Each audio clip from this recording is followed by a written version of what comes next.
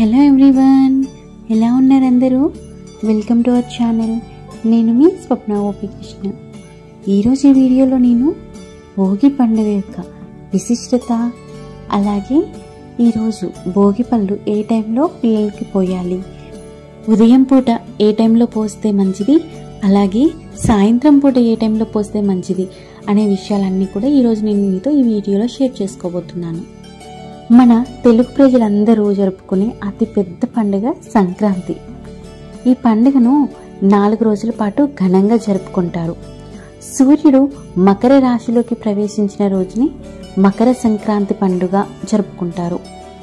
గొబ్బెమ్మలు, భోగి మంటలు, గంగిరెద్దులు, పిండి వంటలు, హరిదాసు కీర్తనలు, రథం ముగ్గులు, కోడి పందాలు, ఇలా సంక్రాంతి వచ్చిందంటే చాలు ఆ సందడే వేరు కదండి.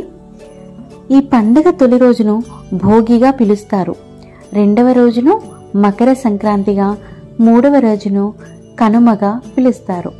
4వ రోజు ఎక్కువ మందికి తెలియదు. 4వ రోజు కూడా పండుగ జరుపుకుంటారు, దానినే ముక్కనుమ అంటారు. సంక్రాంతికి ఒక రోజు ముందు భోగి పండుగతో సంబరాలన్నీ స్టార్ట్ అవుతాయి. భోగి అంటే భోగభాగ్యాలను అనుభవించే రోజు అని అర్థం. ఈరోజు సూర్యోదయానికి ముందే లేచి అభ్యంగన స్నానం చేసి ప్రతి ఇంటి ముందు భోగి మంటలు వేసుకొని పాతకు స్వస్తి చెప్పి నూతనత్వానికి స్వాగతం పలుకుతూ భోగి మంటలలో పాత పనికిరాని బట్టలను, వస్తువులను వేసి పీడలను, అరిష్టాలను తొలగించుకుంటారు. తెల్లవారక ముందే భోగి మంటలతో మొదలుకొని కుటుంబంలో ఆనంద కోలాహలం ప్రారంభమవుతుంది.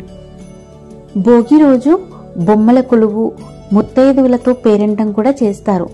ముఖ్యంగా భోగి పండుగ రోజు పెద్దలందరూ తమ ఇంట్లోని చిన్నారుల తలపై రేగిపళ్ళు పోస్తారు. భోగి పళ్ళ కోసం రేగుపండ్లు, చెరకు గడలు, బంతిపూల రెక్కలు, చిల్లర నాణేలు వాడతారు. కొందరు శనగలు కూడా కలుపుతారు. రేగి పళ్ళను పిల్లల తల మీద పోయడం వల్ల శ్రీమన్నారాయణుడి దివ్య ఆశీస్సులు లభిస్తాయని భావిస్తారు. భోగి పండ్లు పోయడం వలన పిల్లల మీద ఉన్న చెడు దృష్టి తొలగిపోతుంది. తలపై భాగంలో బ్రహ్మరంధ్రం ఉంటుంది. భోగి పండ్లను పోసి దాన్ని ప్రేరేపితం చేస్తే పిల్లల్లో జ్ఞానం పెరుగుతుంది అని ఒక నమ్మకం. ఈ భోగి పళ్ళను 12 ఏళ్లలోపు చిన్నారుల తలపై మాత్రమే పోయాలి.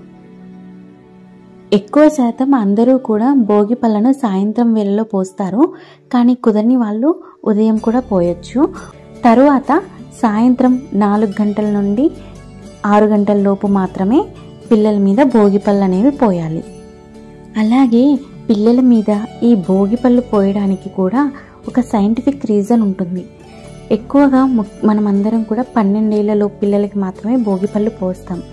ఎందుకు అంటే ఈ వయసు పిల్లలకు ఇమ్యూనిటీ పవర్ అనేది తక్కువగా ఉంటుంది, అంటే వ్యాధి నిరోధక శక్తి తక్కువగా ఉంటుంది కదా. సో ఈ రేగిపళ్ళల్లో సి విటమిన్ అనేది చాలా ఎక్కువగా ఉంటుంది, రోగ నిరోధక శక్తిని పెంచుతుంది. ఇలా సరదాగా మనం రేగిపళ్ళను వాళ్ళ నెత్తి మీద పోయడం వల్ల వాళ్ళకి అవి తినాలి అనే ఉత్సాహం కూడా పెరుగుతుంది. కాబట్టి ఆ రేగిపళ్ళను తింటే వాళ్ళలో రోగ నిరోధక శక్తి అనేది పెరుగుతుంది. కానీ ముఖ్యంగా చాలామంది కూడా అలా దిష్టి తీసేసిన రేగిపళ్ళను తినకూడదు అంటారు. అవి కాకుండా వేరేవి ఇస్తే మంచిది. అలాగే ఈ భోగి పళ్ళల్లో బంతిపూల రెక్కలను కూడా కలుపుతారు. ఇది ఎందుకు అంటే బంతిపూల రెక్కలు ముఖ్యంగా క్రిమి కీటకాలను దూరంగా ఉంచుతాయి, అందుకోసమని వాడతారు. ఇలా మన పురాణాలన్నీ కూడా చాలా వరకు సైంటిఫిక్ రీజన్ కూడా ఉంటాయండి. ఇప్పుడు ఈ భోగి పళ్ళు ఎలా పోస్తారు అనే విషయం చెప్తాను, వినండి. సాయంత్రం వేళ చుట్టుపక్కల ఉన్న పెద్దవారందరినీ పిలిచి వారితో పిల్లలకు దిష్టి తీయిస్తారు. గుప్పిట నిండా రేగుపళ్ళు, చిల్లర డబ్బులు, బంతిపూల రెక్కలు, చెరకు ముక్కలను తీసుకొని 3 సార్లు పిల్లల చుట్టూ తిప్పి వారి తల మీదుగా పోస్తారు. రేగు చెట్టునే బదరీ వృక్షం అని కూడా అంటారు. సాక్షాత్తు శ్రీమన్నారాయణుడే ఈ బదరీ వృక్షం వద్ద ఆశ్రమాన్ని ఏర్పాటు చేసుకున్నాడని, ఆ ఫలాలను తింటూ తమ తపస్సును కొనసాగించాడని, దేవుడికే ప్రీతిపాత్రమైన ఈ పండ్లను పిల్లలపై పోస్తే సాక్షాత్తు నారాయణుడే దీవించినట్టు అని నమ్మకం.